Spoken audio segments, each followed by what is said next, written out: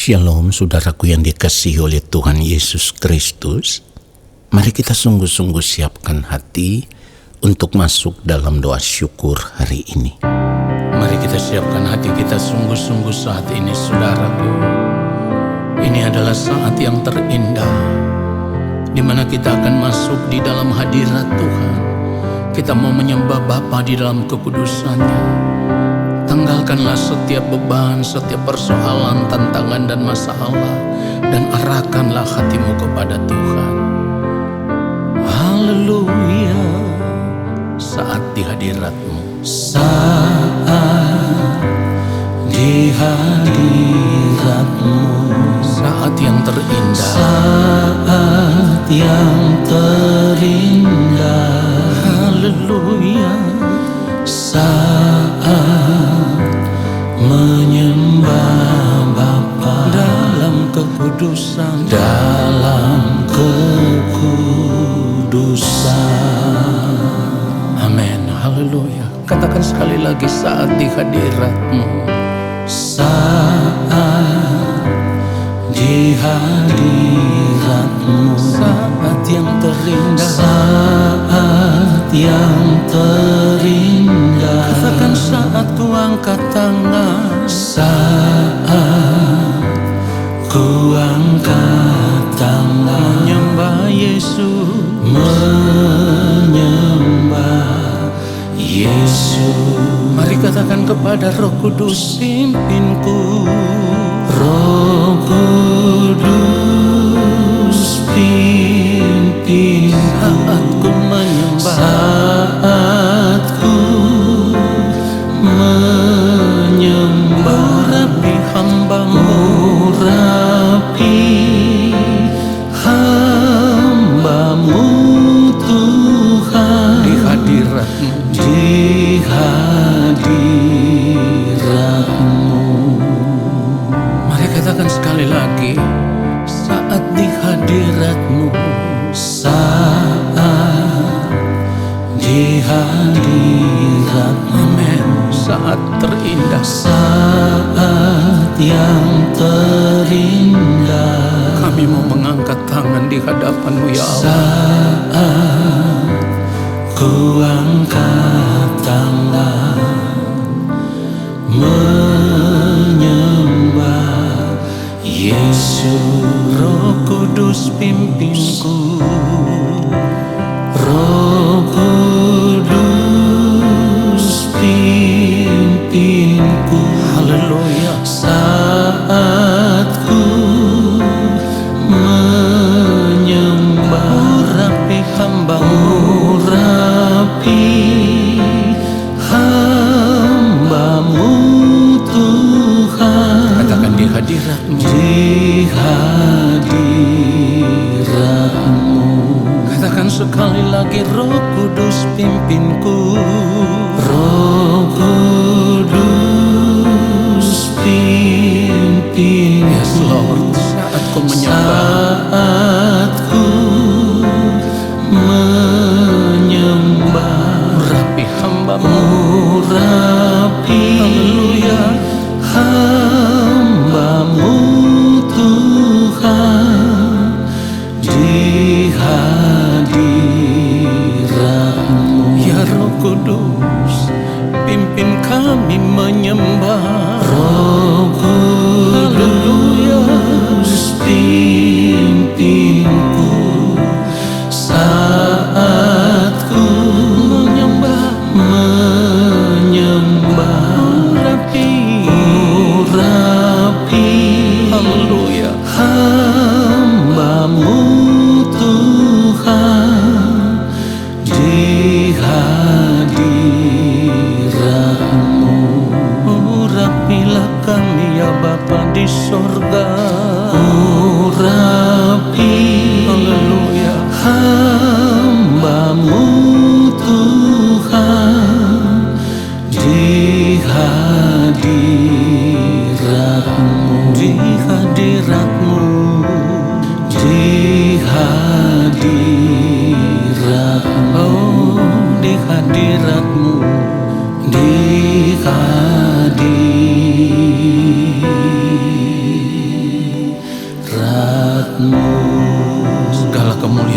bagi Dia, sebab Dia yang layak menerima hormat dan kemuliaan. Mari kita berdoa. Allah Bapa yang Maha Kudus, Allah yang Maha Mulia, Allah yang Maha Agung, kembali kami ada di hadapan Bapa, di dalam hadirat-Mu. Kami merindukan Engkau berbicara bagi kami, menyampaikan isi hati-Mu kepada kami. Roh Kudus Tuhan, ajar kami mengerti setiap kebenaran firman yang kami dengar, lalu kami mau berjuang, kami mau hidup seturut dengan firman-Mu ya Tuhan, di sepanjang umur hidup kami. Hidup hanya untuk melakukan kehendak-Mu ya Allah, supaya kehidupan kami boleh ditemukan berkenan di hadapan Bapa. Di dalam nama Tuhan Yesus Kristus kami berdoa. Amin. Saudara yang dikasihi oleh Tuhan Yesus Kristus, sebagai orang percaya, kita tidak boleh merasa puas. Kita tidak boleh merasa cukup. Kita tidak boleh merasa sudah menjadi orang Kristen yang benar, yang sudah beribadah kepada Allah Bapa di sorga, hanya karena kita menjadi orang yang rajin ke gereja setiap hari Minggu. Sebab begini saudaraku, satu hal yang harus kita mengerti secara benar.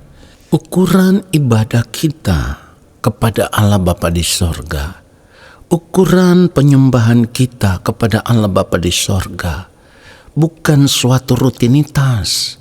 Artinya kita ke gereja itu kewajiban kita sebagai orang percaya. Tetapi jangan menjadikan itu sebagai rutinitas, lalu kita merasa itu sudah cukup. Tidak seperti itu. Ketika kita tahu kita percaya kepada Allah yang hidup, maka kita juga harus menyadari bahwa Allah itu roh. Artinya, dalam seluruh gerak kehidupan kita, dimanapun kita berada, dan dalam keadaan apapun, Allah tetap ada di antara kita. Allah tetap ada bersama-sama dengan kita. Sebab Allah itu roh, Dia Allah yang maha hadir, Dia Allah yang maha tahu, Dia Allah yang berkuasa atas segala sesuatu. Jadi kalau kita berkata kita menyembah Allah yang hidup, maka di dalam sepanjang hari hidup kita harus menjaga seluruh gerak kehidupan kita sebagai penyembahan yang terbaik, sebagai ibadah yang sejati kepada Allah. Saudaraku, inilah yang dimaksudkan yang mulia Tuhan Yesus Kristus ketika Tuhan Yesus berkata, tetapi saatnya akan datang dan sudah tiba sekarang bahwa penyembah-penyembah benar akan menyembah Bapa dalam roh dan kebenaran. Sebab Bapa menghendaki penyembah-penyembah demikian. Saudaraku, itu yang ditulis di dalam Yohanes 4 ayat 23. Lalu di dalam ayat 24 dikatakan Allah itu roh, dan barang siapa menyembah Dia harus menyembahnya dalam roh dan kebenaran. Maksud dari kalimat ini, menyembahnya dalam roh dan kebenaran itu adalah di dalam seluruh gerak kehidupan kita harus benar-benar ditemukan benar di hadapan Allah. Artinya seluruh gerak kehidupan kita, hati kita, pikiran kita, perasaan kita, tindakan kita, perbuatan kita, apapun yang kita lakukan, semua harus sesuai dengan pikiran dan perasaan Allah. Apapun yang kita lakukan, semuanya harus sesuai dengan kehendak Allah. Ini adalah penyembahan yang benar. Jadi seluruh gerak kehidupan kita itu harus menjadi liturgi ibadah kita kepada Allah. Itulah kenapa saya katakan tadi di awal, jangan merasa kita sudah menjadi orang Kristen yang benar hanya karena kita rajin ke gereja setiap hari Minggu. Benar. Ke gereja beribadah setiap hari Minggu itu kan kewajiban kita sebagai orang percaya, sebagai umat beragama. Tetapi yang kita harus pahami adalah penyembahan yang benar itu bukan sekedar 2 jam kita mengikuti liturgi ibadah di gereja. Tidak seperti itu. Penyembahan kita yang benar itu adalah ketika kita menjaga kesucian hidup kita. Kita menjaga kekudusan hidup kita. Kita bertekad untuk tidak berbuat dosa, tidak berbuat salah lagi di hadapan Tuhan. Kita menjaga setiap perkataan, kita menjaga setiap tindakan, kita menjaga setiap perbuatan kita, bahkan seluruh gerak pikiran, perasaan kita jaga supaya semuanya sesuai dengan pikiran dan perasaan Allah, sesuai dengan kehendak Allah Bapa di sorga. Ini penyembahan yang sejati, saudaraku. Itulah kenapa seringkali saya bertanya, di dalam sepanjang hari hidup kita Tuhan memberikan waktu kepada kita 24 jam. Berapa banyak waktu yang kita pakai untuk menyembah Tuhan? Dan berapa banyak waktu yang kita gunakan untuk menikmati kesenangan hidup dunia ini? Ini yang tidak pernah kita sadari, saudaraku. Karena seharusnya sebagai orang percaya, kita harus benar-benar memahami, kita harus benar-benar mengerti. Kalau kita tahu Allah itu adalah roh, Dia Allah yang maha hadir, yang artinya setiap saat Dia ada bersama-sama dengan kita. Ketika kita melakukan sesuatu yang tidak tepat seperti pikiran dan perasaan Allah, maka hal itu sama dengan kita mendukakan hati Allah, kita mengecewakan hati Allah, kita melukai hati Allah Bapa di sorga. Jadi seharusnya waktu hidup yang Tuhan berikan kepada kita 24 jam, seluruh waktu hidup kita selama 24 jam itu kita harus pakai untuk menyembah Allah. Perhatikan itu. Artinya menyembah Allah bukan sekedar kita menyanyi memuji Tuhan dengan mulut kita, tetapi setiap gerak kehidupan kita yang begitu presisi, tepat seperti yang Allah kehendaki, itu adalah penyembahan kita yang sejati kepada Allah. Cara hidup seperti itulah yang membuat kita bisa menyukakan, menyenangkan hati Allah Bapa di sorga di dalam setiap detik waktu hidup kita. Ketika kita mengerti kebenaran seperti ini, kita harus mulai memeriksa seluruh keberadaan hidup kita. Karena ternyata kita masih seringkali mengambil sebagian waktu hidup kita, mempergunakan sebagian waktu hidup kita untuk menikmati kesenangan-kesenangan hidup yang ingin kita nikmati. Tanpa kita merasa bahwa ketika kita menikmati kesenangan hidup yang tidak sesuai dengan kehendak Tuhan, berarti kita sedang melukai hati Tuhan, mengecewakan Tuhan, mendukakan hati Tuhan. Saudaraku, kenapa saya katakan 24 jam waktu hidup kita harus dipakai untuk menyembah Allah? Karena memang kita dipanggil untuk hidup benar di hadapan Allah. Di dalam Kristus kita dipanggil untuk memiliki hidup yang tidak bercacat, tidak bercela di hadapan Allah.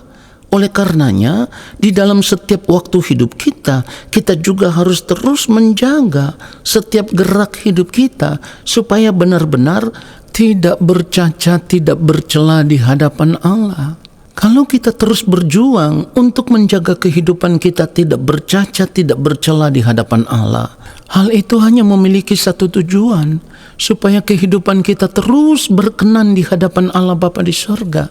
Dan sebagai orang percaya, memang hidup kita harus seperti itu.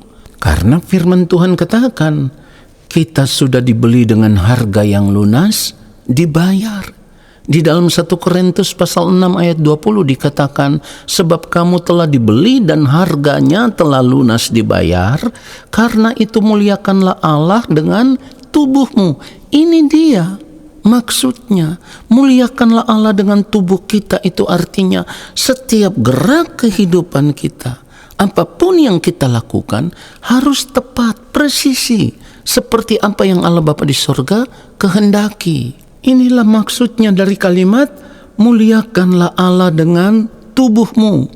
Bahkan kalau kita mau melihat kebenaran firman Tuhan yang lain, di dalam 1 Korintus 10 kita membaca ayat 31, firman Tuhan katakan, jika engkau makan atau jika engkau minum atau jika engkau melakukan sesuatu yang lain, lakukanlah semuanya itu untuk kemuliaan Tuhan. Saudaraku, ini artinya di dalam kehidupan kita sebagai orang percaya, tidak ada alasan bagi kita untuk tidak hidup memuliakan Tuhan. Sebab apa yang dikatakan firman Tuhan ini sudah sangat jelas. Jika engkau makan, atau jika engkau minum, atau jika engkau melakukan sesuatu yang lain.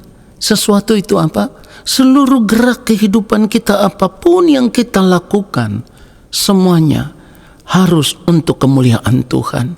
Jadi tidak ada waktu bagi kita. Di dalam setiap detik waktu hidup kita, seharusnya tidak ada waktu lagi yang kita pergunakan untuk kesenangan diri kita. Semua gerak kehidupan kita hanya untuk menyukakan, hanya untuk menyenangkan hati Allah Bapa di sorga. Ini Kristen yang sejati, ini Kristen yang benar. Dan kekristenan seperti inilah yang diajarkan oleh yang mulia Tuhan Yesus Kristus. Karena di sepanjang hari hidupnya, apapun yang dilakukan oleh yang mulia Tuhan Yesus Kristus, semuanya adalah kehendak Allah Bapa di sorga.